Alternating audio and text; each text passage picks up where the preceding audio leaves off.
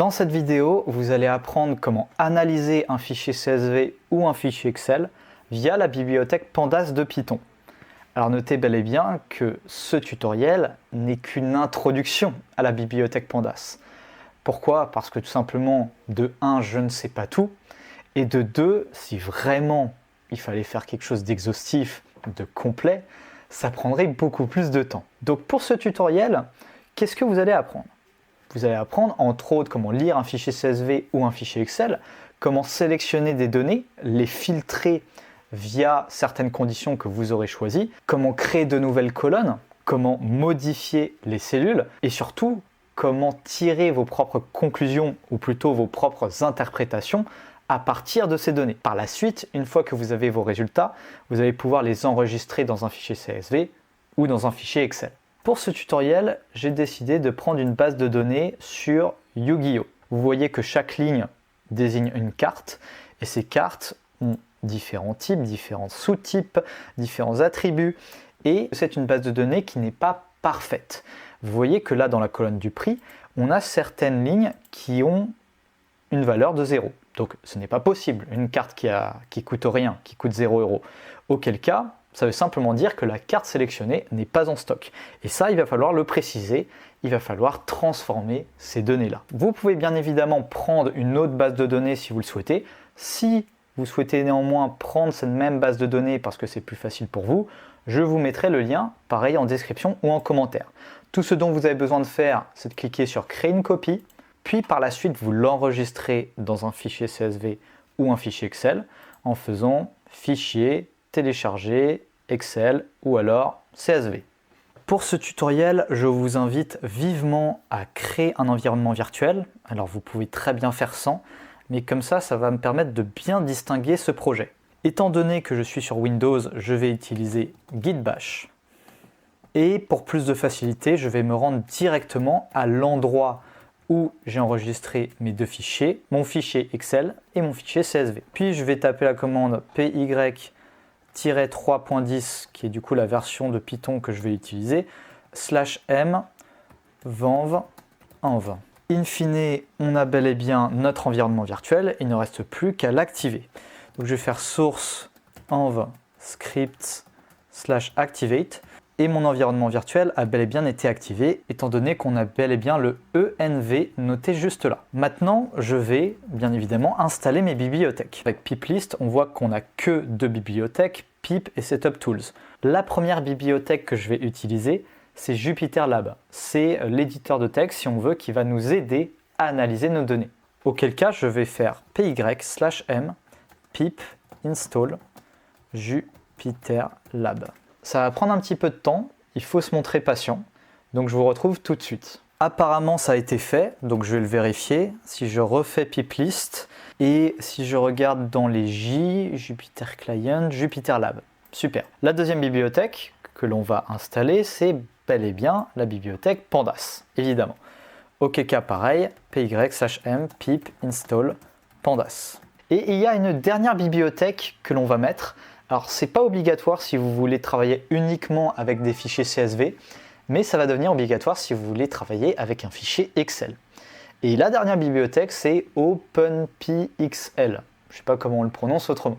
On va faire py/m pip install, et là, il ne faut pas que je me gourre, OpenPXL. Maintenant, on va pouvoir lancer directement JupyterLab. Auquel cas, je fais py/m JupyterLab.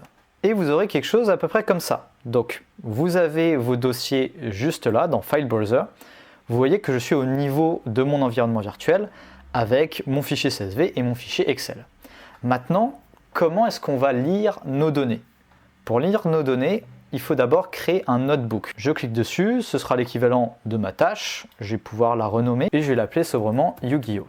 Et pour m'assurer que tout fonctionne, je vais importer la bibliothèque Pandas. Alors c'est rare qu'on va utiliser le mot Pandas à tous les coups, auquel cas je vais dire import pandas as pd. Et pour exécuter une ligne, je vais faire shift entrée. Et là, on a un numéro qui est associé, donc la ligne a bel et bien été exécutée. Pour lire un fichier CSV ou un fichier Excel, on va d'abord créer une variable. Alors généralement, on utilise df. df, ça veut dire data frame. Donc c'est pas super important que vous reteniez la définition, mais disons que data frame, ça correspond à votre tableau entier, c'est-à-dire minimum de colonnes ainsi que plusieurs lignes, tandis qu'une série, ce qu'on appelle une série, c'est l'équivalent d'une colonne, ce qui serait une colonne sur un fichier Excel. Donc on peut l'appeler DF ou tout simplement on peut l'appeler avec un autre nom, un nom plus cohérent avec ce qu'on a. Donc je vais l'appeler YO. On va faire pd.read.csv et là je vais mettre le chemin. Donc le chemin c'est yu-gi-oh.csv. Là si je fais YO pour vérifier qu'on a bel et bien notre tableau, on voit qu'effectivement il est bel et bien affiché. On a 10 836 lignes ainsi que 10 colonnes. Notez que si jamais vous avez lancé Jupyter Lab à un autre endroit, là j'y suis directement, j'ai directement accès à mon fichier CSV, mais si ce n'est pas le cas, vous pouvez faire un clic droit et simplement faire un copy-path, auquel cas ça va copier le chemin relatif de votre fichier. Et bien évidemment, vous vous en doutez, si jamais vous voulez faire la même chose avec un fichier Excel, on va faire read Excel, et là je vais faire yu-gi-oh.xlx6. Alors j'ai mis des majuscules, donc on va modifier ça un petit peu. Shift entrée et YO. Et là vous voyez que on a le même résultat. Une petite précision avant de continuer, vous voyez qu'ici il y a différents nombres. Donc on a 1, 4, 5, etc. Ça, c'est l'ordre à laquelle vous avez exécuté vos lignes. Donc ce qui veut dire que si jamais vous quittez Jupyter Lab et que vous recommencez avec le même projet, vous allez peut-être pas être capable de continuer le projet à partir de ce que vous avez déjà fait. Parce que tout simplement, ça ne va pas garder en mémoire les lignes déjà exécutées. Auquel cas, c'est pas très grave, mais vous devez simplement cliquer sur Carmel et sur Restart Carmel and Run All Cells.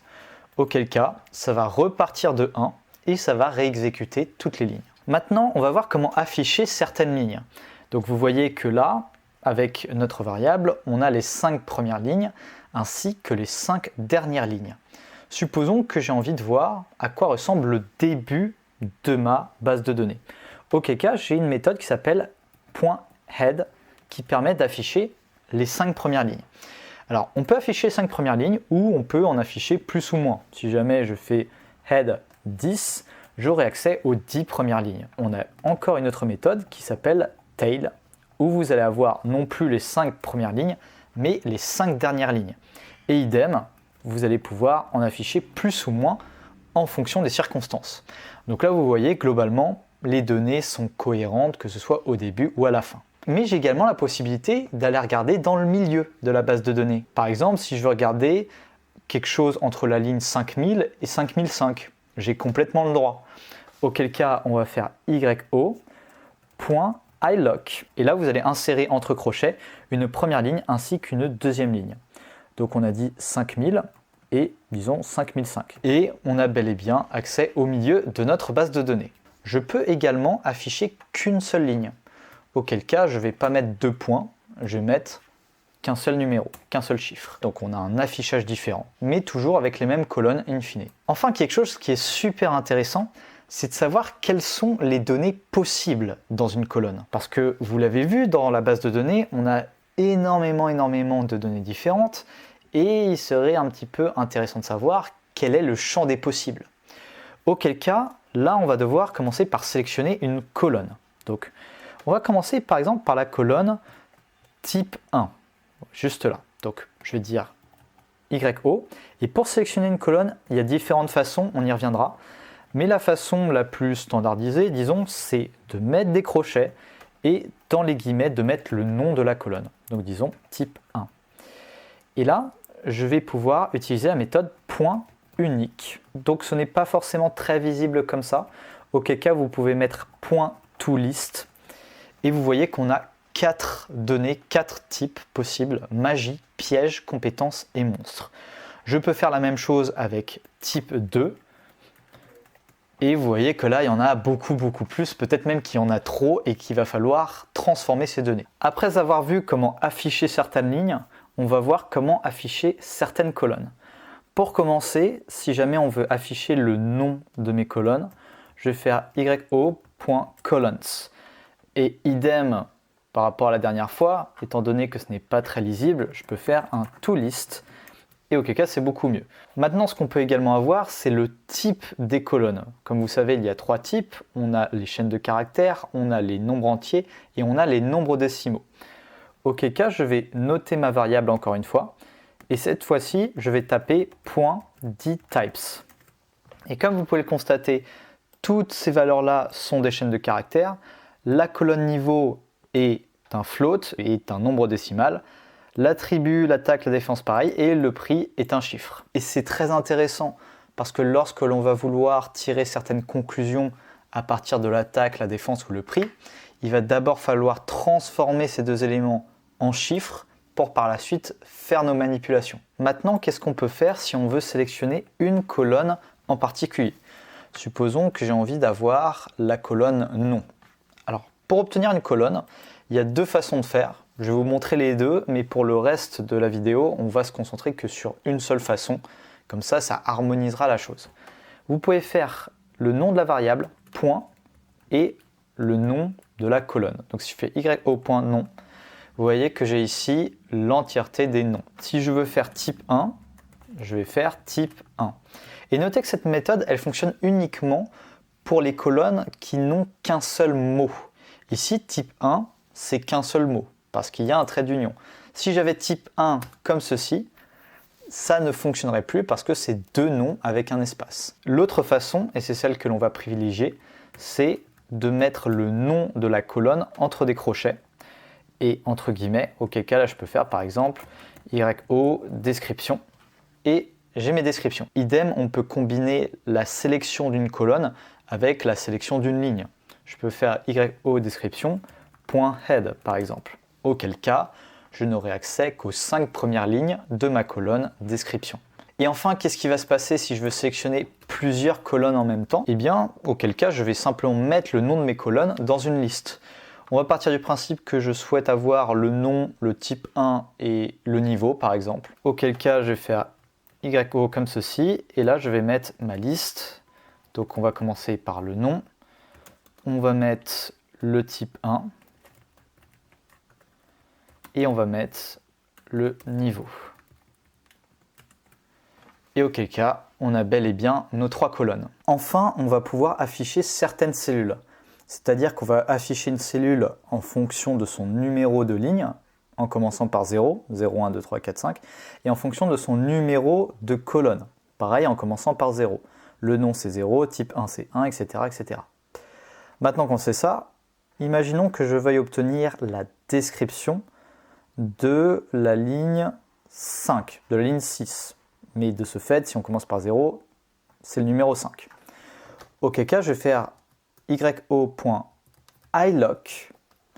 et entre des crochets, je vais mettre le numéro de ma ligne et le numéro de ma colonne. Donc, on l'a dit, 0, 1, 2, 3, 4, 5. Pour la ligne, c'est 5. Je vais mettre une virgule. Et si je veux obtenir la description, ça va faire 0, 1, 2, 3, 4. Donc, je vais faire 4.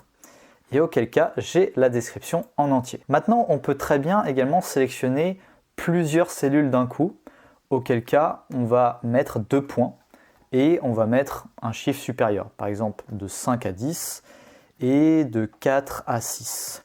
Et notez que les 2 derniers chiffres, donc le 10 et le 6, sont exclus.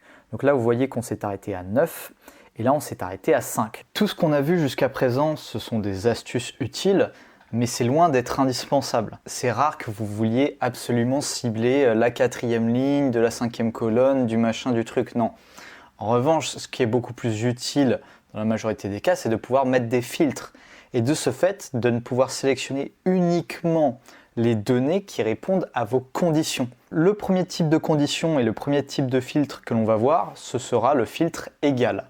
Supposons que je veuille cibler uniquement les données où la colonne type 1 est égale à monstre, donc n'avoir que les cartes monstres. Auquel cas, je vais pouvoir cibler ma colonne, comme on l'a vu précédemment, type 1, et je vais pouvoir dire égal à monstre. Là, je vais faire Shift Entrée, et on voit qu'on n'a pas exactement le type de résultat que l'on attendait.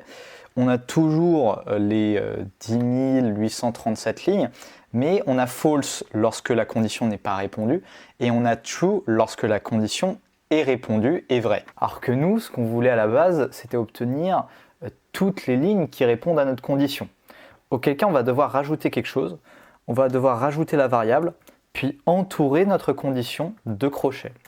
Et là, si on relance la chose, vous voyez qu'on n'a plus que 7025 lignes qui sont toutes des cartes monstres. Notez que cette condition, je vais pouvoir la mettre dans une autre variable si je le souhaite. Donc je vais pouvoir dire par exemple monstre est égal YO. Et pour le coup, pour une raison que j'ignore, c'est dangereux d'enregistrer une partie de notre data frame initial.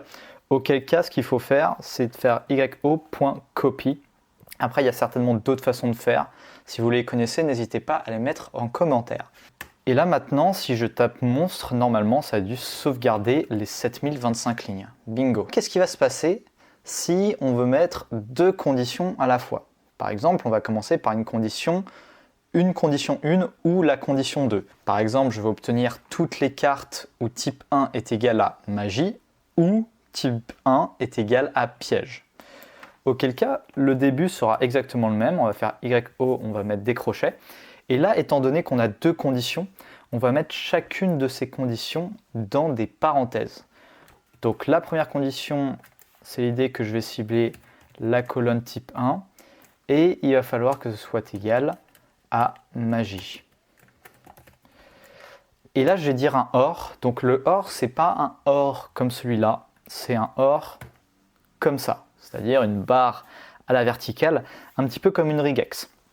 Et maintenant, condition 2. Donc je mets encore une fois une parenthèse et je suis exactement le même schéma, ça ne change pas. Donc je cible toujours la colonne type 1 et il faut qu'elle soit égale à piège. Et là, pour le coup, je devrais avoir le reste, donc 3710 lignes, avec que des cartes magie ou des cartes pièges. On peut faire des conditions avec ou, condition 1 ou la condition 2, mais on peut également faire des et, c'est-à-dire condition 1 et la condition 2 en même temps. Supposons que je veuille obtenir uniquement des cartes de type 1 est égal magie et icône égale continu. Auquel cas, je vais changer la barre à la verticale et je ne vais pas noter end comme cela, je vais noter end comme ceci. Et là, je change simplement ce qui doit être changé. Donc là, on ne cible plus la colonne type 1, on cible la colonne icône qui doit être égale à continu. Et si je regarde bien, on a magie continue à chaque fois avec 362 lignes. On va voir également un autre filtre que j'appelle le filtre de contenant. Parce qu'à présent, ce qu'on a vu, c'était l'idée que notre condition devait être strictement égale à la virgule près au contenu de notre cellule. Mais maintenant, supposons que je veuille cibler le type 2. Donc je vais revenir là-dessus. Je vais même prendre d'ailleurs ma base de données monstre et je vais regarder un petit peu quelles sont les différentes possibilités dans la colonne type 2. Donc je vais faire monstre type 2 point unique. Et on a absolument beaucoup de données différentes, beaucoup de solutions différentes. Je vais faire un toList pour que ce soit un petit peu plus clair. Et supposons que je veuille obtenir toutes les données où il y a le mot-clé dans la colonne type 2, magicien. Alors il faut que je les trouve. On a par exemple magicien effet pendule ici. Si je scrolle un petit peu, on a également magicien flip effet, magicien normal, etc. Donc tous ces éléments doivent être pris en compte dans ma condition. Auquel cas, je vais toujours commencer de la même façon. Je vais prendre ma base de données monstre. Je vais cibler ma colonne. Donc cette fois-ci, c'est type 2. Et vu que je vais faire un filtre de contenant, je vais faire .string, .contains. Et dans les parenthèses, je vais mettre le texte correspondant. Donc ici, magicien. Et évidemment, là, ça va me retourner false et true comme d'habitude. Auquel cas, je vais entourer ma condition de crochet et ça va me retourner une erreur en me disant qu'on ne peut pas faire ce type de condition lorsqu'il y a des valeurs nulles. Ce qui veut dire que dans la base de données monstre, il y a certaines valeurs nulles dans la colonne type 2 et auquel cas ça ne peut pas faire cette opération. Alors pour m'en assurer, je peux taper la méthode monstre.info, ce qui va me permettre de voir combien de données non nulles, et par conséquent combien de données nulles, il y a pour chaque colonne. Vous voyez que sur notre base de données, on a 7025 lignes, et que dans la colonne type 2, on a 7022 colonnes non nulles, donc pleines. Donc on a seulement 3 lignes qui sont vides, et à cause de ces 3 lignes, on ne peut pas faire cette opération. Au KK, il y a différentes façons de faire. On peut tout simplement les supprimer ou plus facilement les exclure. Alors pour tout ce qui touche à la suppression des lignes vides, on les verra dans une prochaine partie. Donc on va faire monstre. On va cibler la colonne type 2. Point not NA, donc tout sauf les lignes vides. Et là, on devrait avoir 7022 lignes, c'est super.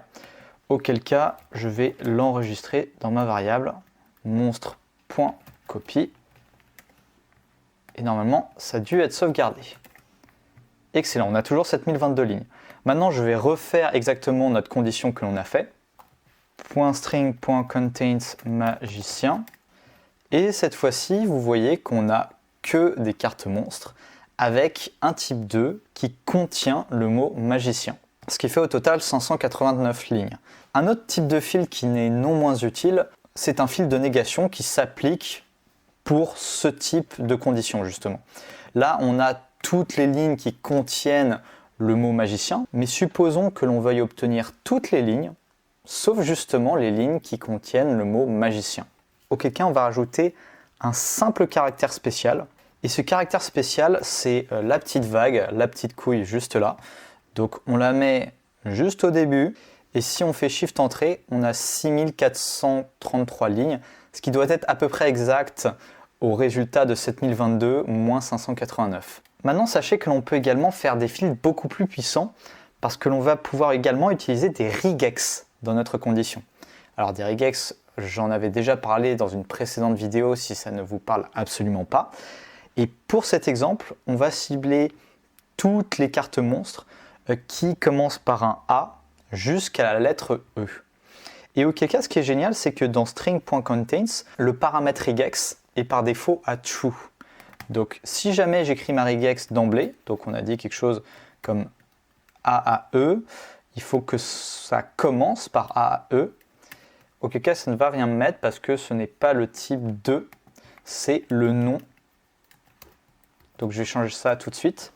Et auquel cas, vous voyez qu'on commence par Abaki et qu'on termine par Extraceratops. Donc c'est impeccable, on n'a pas besoin de rajouter le paramètre regex est égal true. Alors vous pouvez le mettre, mais auquel cas, ça donnera exactement le même résultat. Il reste un dernier type de fil que l'on n'a pas vu. Jusqu'à présent, tous les types de fils que l'on a vus, c'était des filtres de texte. C'est-à-dire, la condition doit être égale à un texte précis, la condition doit être contenue dans une cellule précise, mais on n'a pas encore vu comment est-ce qu'on peut filtrer des données sur un chiffre. C'est pas plus compliqué. Supposons que je vais obtenir toutes les cartes qui coûtent plus que 10 €. Simplement, je vais changer ma colonne, donc je vais dire prix, et je vais changer ça. Et on va dire supérieur ou égal à 10. Et auquel cas, on a toutes les cartes qui coûtent plus de 10 €. Il y a également un autre exercice un petit peu plus complexe que l'on peut voir, c'est comment obtenir toutes les cartes monstres dont l'attaque est supérieure à 2000 points. Et pourquoi c'est un petit peu plus complexe? Parce que par défaut, la colonne attaque n'est pas un chiffre, n'est pas un float. Et si je tape monstre.dtypes, vous voyez que l'attaque est un objet, c'est-à-dire que c'est un texte. Et c'est quelque peu problématique parce qu'évidemment, on ne peut pas faire des opérations mathématiques sur du texte, ça va de soi. Alors auquel cas, il y a une autre méthode qui va permettre de switcher de l'un à l'autre, c'est-à-dire de transformer du texte en chiffres, et c'est la fonction asType. Donc je vais pouvoir faire monstre attaque et .asType, et je vais indiquer vers quoi je veux transformer ma donnée, ma colonne, donc ici en float. Mais vous allez voir que ça ne va pas être aussi simple, parce qu'on ne peut pas convertir un texte en chiffres, parce qu'il y a dans notre base de données des points d'interrogation. C'est-à-dire qu'il y a certaines cartes monstres dont l'attaque est égale à un point d'interrogation. D'ailleurs, si vous connaissez un petit peu Yu-Gi-Oh, ça doit très certainement vous parler. Auquel cas, on va devoir faire deux choses avant ça. On va devoir filtrer les données pour ne garder uniquement que les lignes non vides à partir de la colonne attaque. Et on va devoir également, une fois de plus, filtrer les données pour supprimer ou enlever les lignes qui contiennent un point d'interrogation. Alors on va commencer par les lignes vides. Auquel cas je vais d'abord regarder s'il y a bel et bien des lignes vides. On a 7022 lignes et il y a 6960 lignes non vides en attaque. Donc évidemment on va devoir les filtrer. Donc je vais reprendre exactement le même modèle que celui du dessus. Donc on va d'abord faire monstre. On va voir ce que ça donne. On cible cette fois-ci la colonne attaque. On va faire .NotNA. Et on a 6960 lignes, donc bingo. On va l'enregistrer dans notre variable. Est égal monstre.copy. Et on regarde si ça a été sauvegardé. Super. Et maintenant, on va vérifier toutes les lignes où l'attaque est égale à un point d'interrogation. Donc c'est très bien parce que ça nous fait un peu d'exercice par rapport à ce qu'on a vu. On va faire monstre, on cible toujours la colonne attaque. Et on va faire .string, .contains. Et on va mettre un point d'interrogation.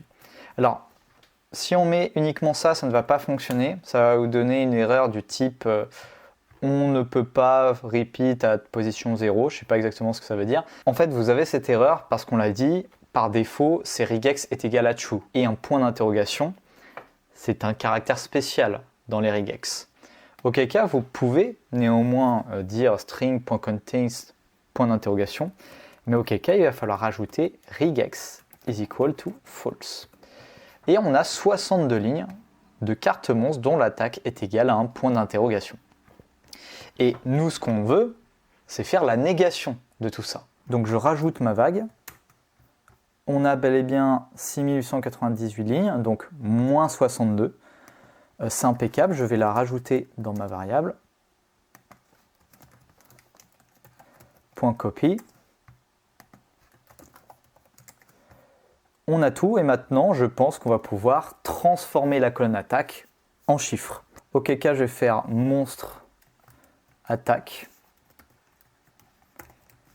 qui va être égal à monstre attaque .asType float. On va voir ce que ça donne en faisant monstre dtypes et vous voyez que maintenant l'attaque est bel et bien un chiffre. Donc je vais pouvoir faire ma condition. On a dit qu'on veut cibler les monstres, les cartes monstres dont l'attaque est supérieure à 2000 et supérieure à 2000. Et c'est chose faite, toutes les cartes ont au moins 2000 points d'attaque. On a vu un gros morceau, maintenant on va voir quelque chose d'un petit peu plus simple. On va voir comment est-ce qu'on peut trier nos données. Si on reprend notre base de données YO, on a toujours 10 000 lignes et plus. Et supposons que je veuille savoir quelles sont les 10 cartes les plus chères. Auquel cas, je vais pouvoir faire yo.sortValues avec un S. Et je vais indiquer entre parenthèses la colonne que je veux cibler. Donc, si je mets prix, vous voyez que je n'ai non pas les cartes les plus chères, mais j'ai les cartes les moins chères en premier. Parce qu'on commence par un ordre croissant. Si je veux obtenir plus facilement les cartes les plus chères, je vais devoir rajouter un paramètre qui est ascending is equal to false. Et auquel cas, maintenant, ce sera dans un ordre décroissant. Et on voit que la carte la plus chère coûte 1400 €, suivie de 400 €, 250. Alors c'est vrai que ce n'est pas encore les 10 premières cartes les plus chères. Auquel cas, je vais pouvoir mettre quelque chose comme crochet 2.10, mettre un slice, ou alors .head 10. Donc les 10 cartes les plus chères vont de 200 € à 1400 €. Le truc qui est cool, c'est qu'on va pouvoir également filtrer des données en fonction de plusieurs colonnes. Donc si je reviens à ma base de données monstres, je vais par exemple pouvoir voir quels sont les monstres avec l'attaque la plus élevée et le prix le plus élevé. Donc je vais pouvoir associer ces deux colonnes. Auquel cas, le début reste le même. Je vais pouvoir faire monstre.sortValues et vous vous en doutez, dans nos parenthèses, cette fois-ci, on va mettre une liste. Je vais mettre d'abord la colonne attaque, suivie de la colonne prix. Et je veux mettre ces deux colonnes dans un ordre décroissant, donc pareil, je vais garder le ascending is equal to false. Et auquel cas, vous voyez qu'on a toutes les cartes monstres avec l'attaque la plus élevée, suivie du prix les plus élevés. Donc lorsqu'il y a des cartes monstres avec la même attaque, ce sera le prix qui sera pris en compte. Après, on peut faire d'autres combinaisons. Supposons que je ne veuille non plus sélectionner la colonne attaque, mais la colonne niveau, qui est également un chiffre. Auquel cas, je vais changer ça. Mais j'ai envie de savoir quelle est la carte la plus faible avec, disons, l'attaque la plus élevée. Auquel cas, je vais mettre un ascending qui va varier en fonction de ma colonne.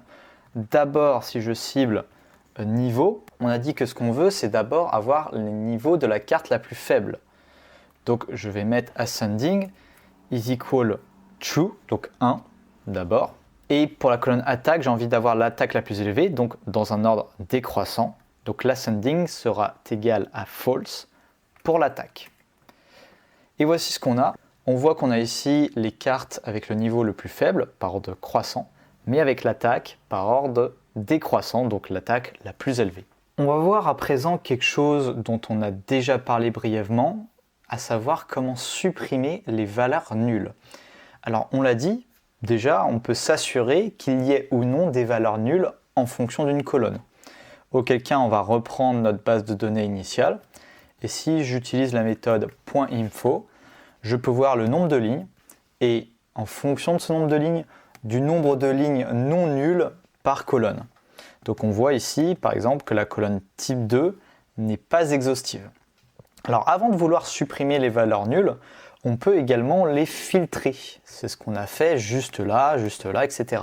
via la fonction notNA. Auquel cas, si je cible la colonne type 2, je vais pouvoir faire YO, je cible ma colonne type 2 et je vais faire .notNA et on devrait avoir 7124 lignes. Et c'est exact. On peut filtrer les valeurs nulles, mais effectivement, on peut également les supprimer. La méthode de base, c'est dropNA, juste après notre variable, auquel cas ça va supprimer absolument toutes les lignes qui contiennent au moins une cellule vide. Et vous voyez que si je fais Shift Entrée, je n'ai absolument aucun résultat, ce qui veut dire que pour chacune des lignes de notre base de données, il y a au moins une cellule vide. Donc cette méthode, on l'utilise assez rarement parce qu'elle est quand même assez énervée. En revanche, ce qui est beaucoup plus intéressant, c'est de supprimer les lignes qui ont une cellule vide, mais en fonction d'une seule colonne. Auquel cas, on va reprendre notre colonne type 2. J'utilise la même fonction, donc .dropNA, mais cette fois-ci, on va lui donner certaines caractéristiques. Donc je vais faire subset, equal, puis je vais mettre le nom de ma colonne. Donc ici, le nom de ma colonne, c'est type 2. Et je vais mettre inPlace est égal à true si et seulement si je veux sauvegarder cette modification. Dans mon cas, c'est pas la peine, donc je vais pas le faire. Et vous voyez qu'on a 7124 lignes. Et étant donné que je n'ai pas mis inPlace est égal à true, si je remets ma variable, on a toujours 10 837 lignes. On peut supprimer des valeurs nulles, certes, mais on peut également supprimer une ou plusieurs colonnes. On va revenir sur notre base de données monstre. Si je fais monstre.info, on peut s'apercevoir qu'il n'y a absolument aucune donnée dans la colonne icône. Et par conséquent, cette colonne m'est absolument inutile. Si je veux la supprimer, je vais faire monstre.drop, j'utilise la méthode drop, et je vais d'abord indiquer le nom de ma colonne. Donc ici, icône. Et je vais indiquer en deuxième paramètre un axe. Je vais mettre axis est égal à 1. L'axe, il y a deux types d'axes. Il y a l'axe 0 et il y a l'axe 1. L'axe 0, ça désigne notre ligne, notre index. Et l'axe 1, ça désigne le nom de nos colonnes. Donc ici, étant donné que je supprime une colonne, ce sera toujours et que 6 est égal à 1. Si je fais Shift Entrée, j'ai 9 colonnes, mais si je refais ma variable, on voit que j'en ai 10. Ça, c'est parce que j'ai oublié de mettre InPlace is equal to true. Là, si je relance, on voit que j'ai bel et bien 9 colonnes au lieu de 10. Après, on peut également supprimer plusieurs colonnes d'un coup. Auquel cas, c'est exactement la même chose que ce qu'on a vu précédemment, à savoir qu'on va mettre le nom des colonnes que l'on veut supprimer dans une liste. Donc, imaginons que je n'ai pas besoin du type 2, que je n'ai pas besoin de la description et que je n'ai pas besoin de la colonne défense. Je vais enlever InPlace égal à true parce que, in fine, j'aurai quand même besoin de ces colonnes. C'est juste pour l'exemple. Et on va voir ce que ça donne. On a bel et bien plus que 6 colonnes au lieu de 9. La suite logique des choses, c'est d'apprendre comment supprimer une ou plus vraisemblablement plusieurs lignes. Alors je n'aime pas vraiment cette façon de faire. Je préfère mettre des filtres pour inclure ou exclure différentes lignes, mais après c'est à vous de voir. On va partir du principe que l'on va utiliser notre variable YO et que l'on va supprimer toutes les données avec l'attaque qui est égale à un point d'interrogation. Auquel cas, le problème, c'est qu'on ne peut pas supprimer les lignes directement, parce qu'on ne va pouvoir supprimer les lignes qu'à partir de l'index. L'index, pour l'instant, c'est 0, 1, 2, 3, 4, 5, jusqu'à 10 000 et des brouettes. En réalité, ce qu'on va devoir faire, c'est changer l'index en mettant en index l'équivalent de la colonne attaque, et par la suite de supprimer les données dont l'index est égal à un point d'interrogation. Auquel cas, on va d'abord changer l'index. Donc on va faire yo.setIndex. Et en premier paramètre, on va mettre le nom de notre colonne que l'on veut mettre en index. Et en deuxième paramètre, on va mettre InPlace égal à true. Sinon, ça ne va pas sauvegarder. Donc ça ne me met rien. Si je refais yo, on voit qu'il n'y a plus que 9 colonnes au lieu de 10. Parce que la colonne attaque vient d'être mise à la place de l'index. Maintenant que c'est fait, on va pouvoir utiliser la méthode drop et on va pouvoir supprimer les lignes dont l'index est égal à un point d'interrogation, vous avez compris. Auquel cas, je vais d'abord mettre le point d'interrogation, je vais mettre en deuxième paramètre l'axe. Alors pour supprimer une colonne, l'axe est égal à 1. Pour supprimer une ligne, l'axe est égal à 0. Et je vais mettre pareil, InPlace is equal to true. Et si je reviens, on voit qu'on n'a plus que 10 775 lignes, ce qui me paraît cohérent, parce que dans mes souvenirs, il n'y avait que 62 lignes dont l'attaque était égale à un point d'interrogation. Et si on veut remettre notre index attaque parmi nos colonnes, comme c'était initialement prévu, on va pouvoir utiliser la méthode resetIndex. InPlace is equal to true. On regarde et on a bel et bien nos 10 colonnes. Maintenant, on va voir comment créer ou modifier une colonne. On va commencer par la modification et plus spécifiquement, on va voir comment modifier les noms des colonnes. On va partir de notre base de données YO et admettons que je veuille changer le type 1 par type et le type 2 par another type. Pour ce faire, je vais faire yo.rename. Et entre parenthèses, je vais cibler les colonnes. Donc je vais taper colons. Et dans colons, je vais mettre un dictionnaire. En premier paramètre, je vais mettre le nom de la colonne telle qu'elle est initialement. Donc ici type 1. Et je vais mettre 2 points. Et je vais mettre ce par quoi j'ai envie qu'elle soit remplacée. Donc on a dit type. Et étant donné que je veux également changer la colonne type 2, je vais mettre une virgule et je vais répliquer le processus. Donc type 2, 2 points, et ce sera égal à another type. Bien évidemment, pour que ce soit sauvegardé, je vais écraser ma variable. Et ce n'est pas exact parce que j'ai oublié un égal. Voilà, comme ceci. Et normalement, ça devrait être mieux. Voilà, on a bel et bien type et another type. Maintenant, comment est-ce qu'on peut faire pour créer une nouvelle colonne? On va commencer par quelque chose de très simple. on va rajouter une colonne qu'on va appeler complément d'information et qui sera égale à absolument rien, qui sera égale à une cellule vide. Auquel cas, si je veux créer une colonne, je vais sélectionner une colonne et je vais mettre un nom qui n'existe pas. Donc si je fais YO complément information, ça va me créer une nouvelle colonne. Et cette nouvelle colonne sera égale à rien. Si je refais YO, vous voyez que maintenant on a 11 colonnes et on a bel et bien une colonne qui s'appelle complément information. Bien évidemment, maintenant je vais pouvoir la supprimer, hein, c'était juste pour le test. En réalité, elle ne me sert pas à grand chose. Et ça y est, ça a été supprimé. Maintenant, on va créer une nouvelle colonne, mais pour ce faire, on va utiliser des données déjà existantes. On va prendre une colonne, on va la modifier, et ça va donner lieu à une nouvelle colonne. On va prendre l'exemple de l'attribut. Supposons que je veuille transformer, que je veuille créer une nouvelle colonne qu'on va appeler nouvel attribut, quelque chose comme ça, et que je veux remplacer le feu par flamme, terre par caillou et ténèbres. Alors ce n'est pas noté ici, mais il y a bel et bien des éléments ténèbres, et que je veuille remplacer ténèbres par Sandrine Rousseau.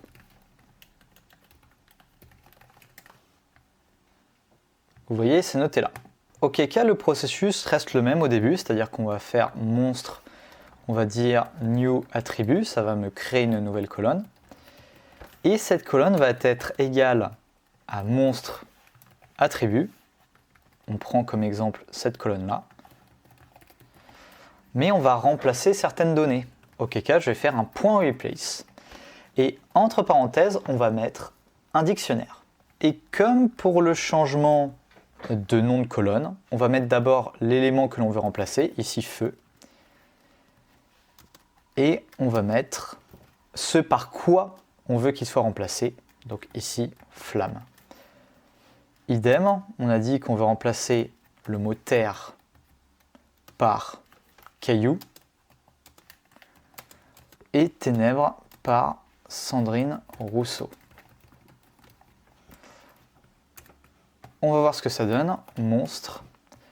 On a bel et bien un nouvel attribut, flamme, caillou. Et si je regarde au niveau de Sandrine Rousseau, pour m'assurer que ça a bel et bien été noté, nouvel attribut, qui est égal à Sandrine Rousseau. On va mettre ça entouré de crochets. Et on a bel et bien l'élément Sandrine Rousseau à la place de l'attribut ténèbres. J'en ai profité pour supprimer la colonne, mais à présent on va s'intéresser à notre base de données monstre et on va créer une colonne totale. Donc cette colonne totale, elle sera égale à la somme de l'attaque et de la défense. Comme ça va permettre un petit peu de faire le tri et de savoir quelle carte monstre est théoriquement la plus puissante. Le truc, c'est qu'on ne va pas pouvoir le faire directement, parce que si on s'en souvient bien, la colonne attaque est bel et bien un chiffre, donc on va pouvoir faire des manipulations de chiffres, mais la défense est toujours un texte. Et à ce titre, on va devoir la modifier.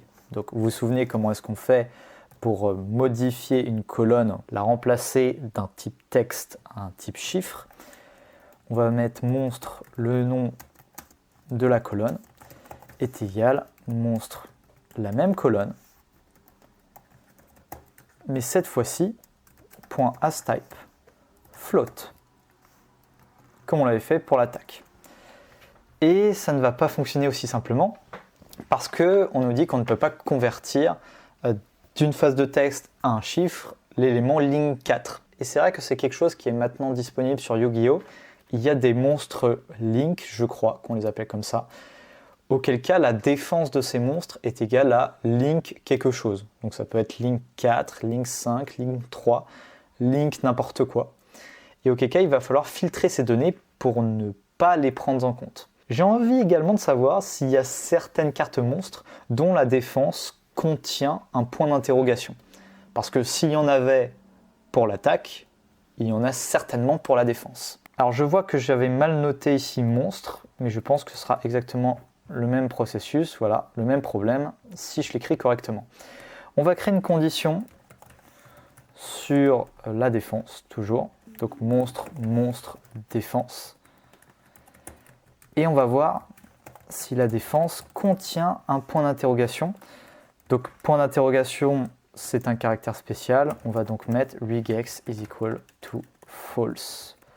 On va voir tout ça et on n'a qu'une seule ligne, mais quand même, ça reste une ligne, qu'une seule ligne dont la défense est égale à un point d'interrogation.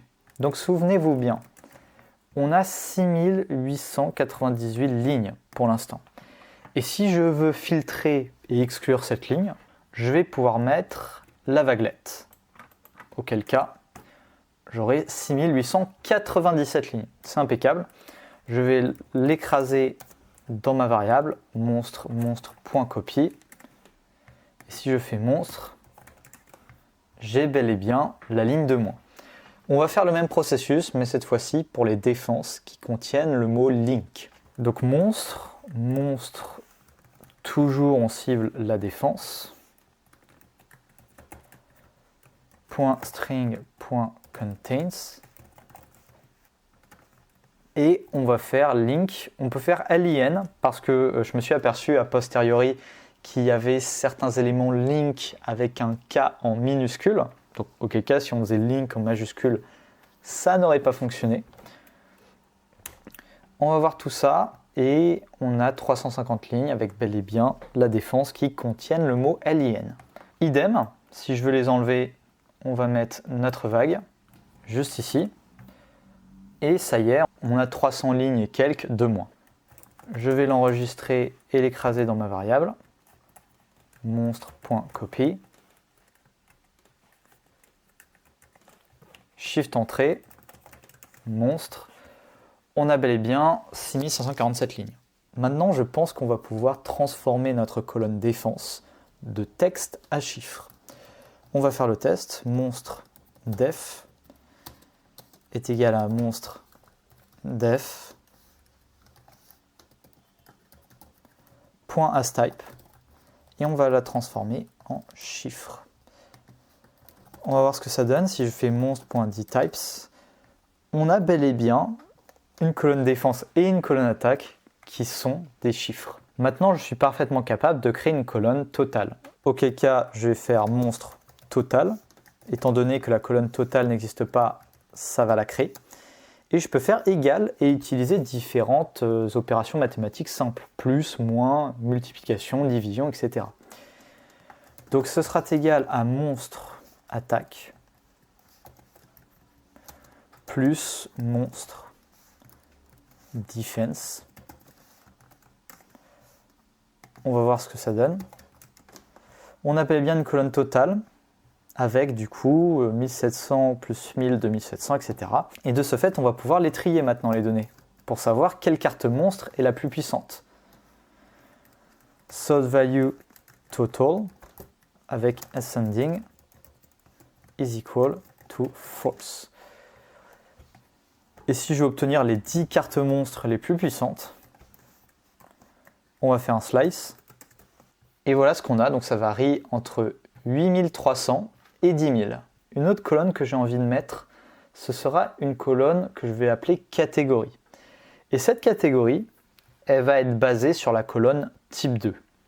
Vous voyez où est le problème, c'est que la colonne type 2 a beaucoup d'éléments différents.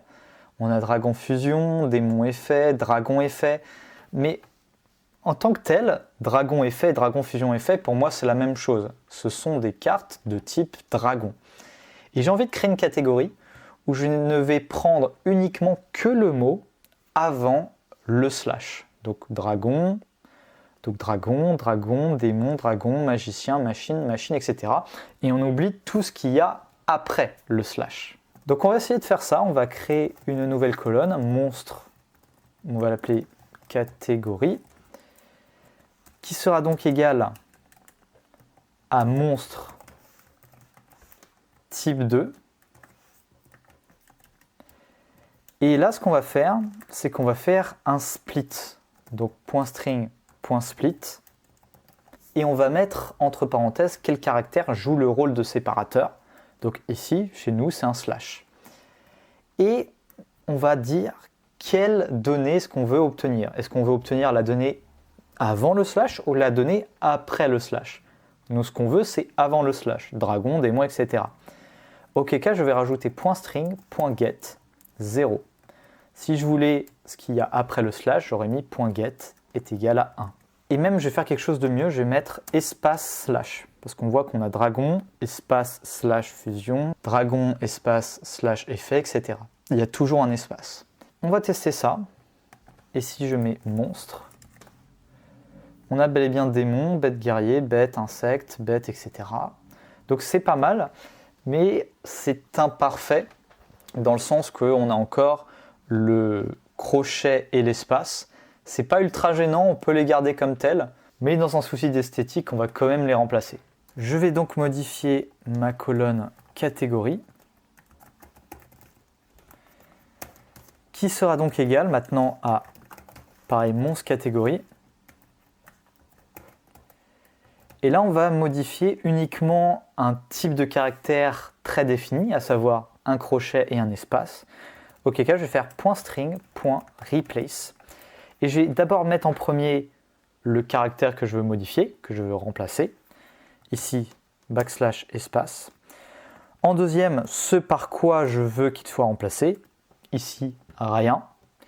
Et étant donné que le crochet est un caractère spécial dans les regex, je vais préciser regex is equal to false. On va voir ce que ça donne.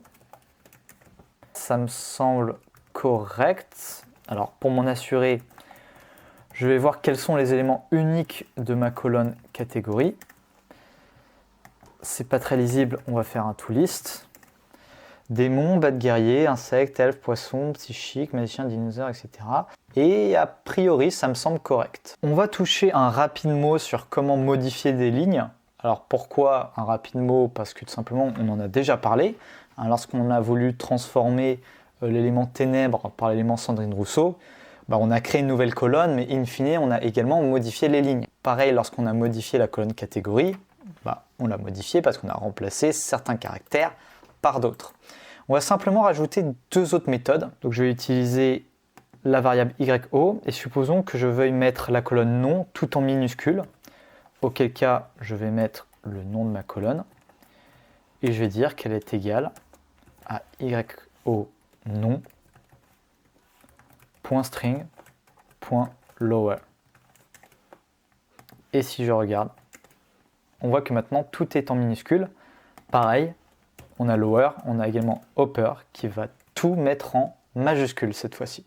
Enfin, on va voir comment est-ce qu'on peut obtenir des statistiques à partir de notre base de données. Alors on ne va pas voir des trucs très compliqués, on va principalement voir la médiane, la somme, la moyenne, ce genre de choses. Pour le reste de la vidéo, on va se concentrer exclusivement sur notre variable monstre. D'abord, la méthode passe-partout pour obtenir des statistiques sur une base de données, c'est describe. Si je fais describe comme ceci, vous voyez que j'aurai différentes statistiques pour toutes les colonnes qui sont des chiffres. On voit du coup par exemple qu'il y a 6546 éléments qui ont un niveau, donc ça c'est pas super utile, vous allez me dire. On voit que le niveau moyen d'une carte monstre en revanche est de 4,6, l'attaque de 1500 et la défense de 1270. Le prix d'une carte moyenne est de 1,50 €. Alors ça c'est pas totalement représentatif, parce que souvenez-vous, il y a des cartes qui coûtent 0 € et que l'on va devoir modifier. On a la standard deviation. Alors mes cours de statistiques remontent un petit peu, donc je ne sais plus exactement, pour ne pas dire je ne sais plus du tout à quoi ça correspond.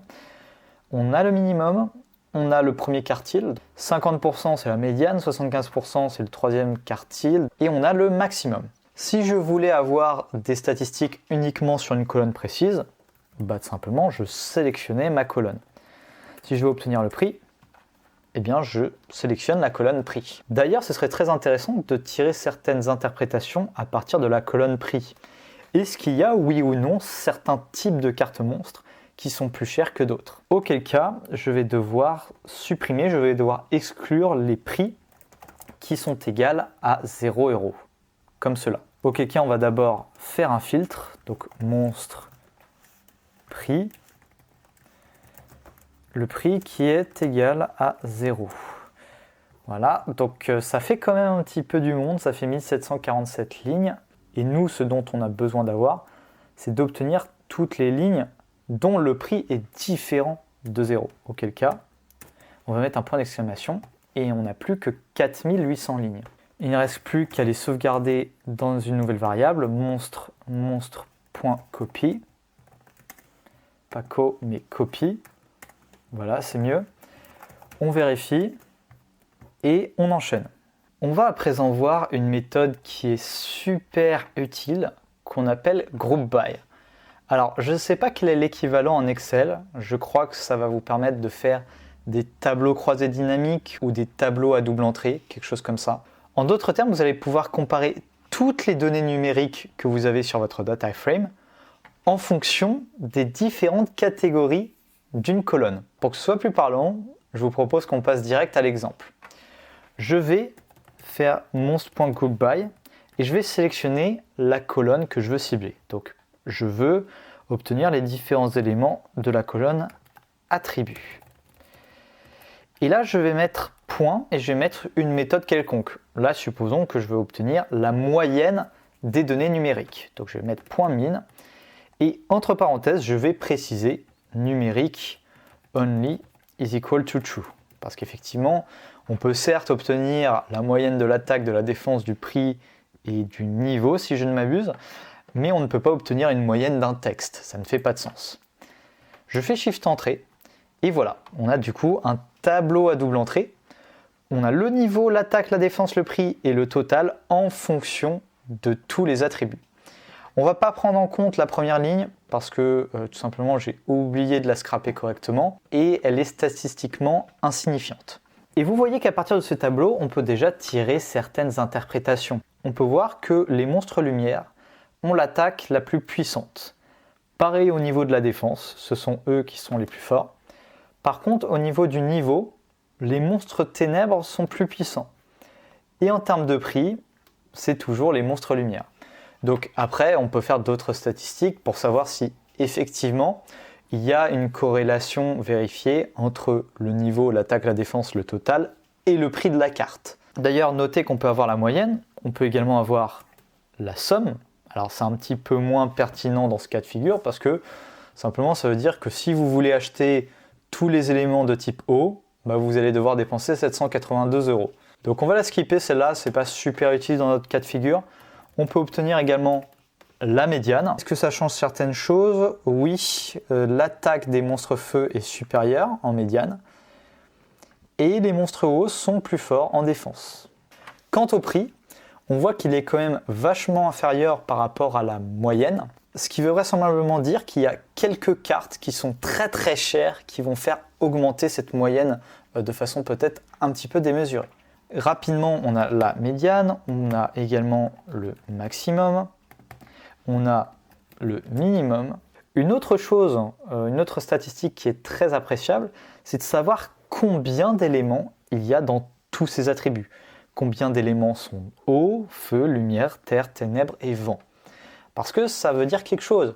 S'il n'y a que 3 éléments eau, ce n'est pas un échantillon très représentatif. Auquel cas, je vais sélectionner ma colonne, attribut, et je vais utiliser la méthode .valueCounts